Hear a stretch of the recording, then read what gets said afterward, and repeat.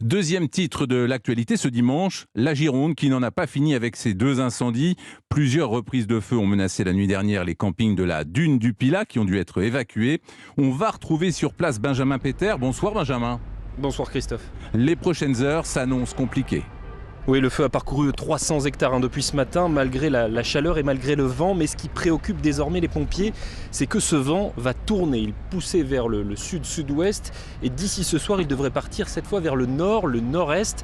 La décision a donc été prise d'évacuer entièrement le village de Cabanac. Ce sont un peu plus de 2000 personnes qui sont concernées.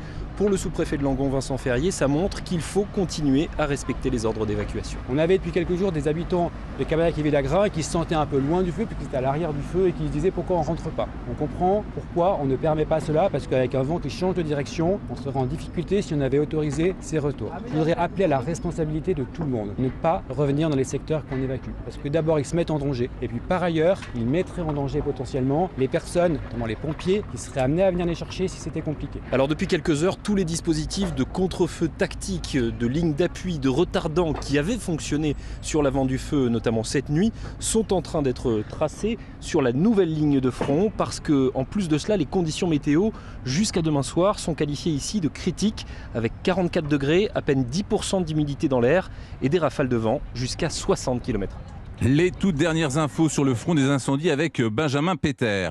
Le secteur arrière du feu est stabilisé, mais le maire de la Teste-de-Buch, Patrick Davé, redoute aussi des reprises de feu.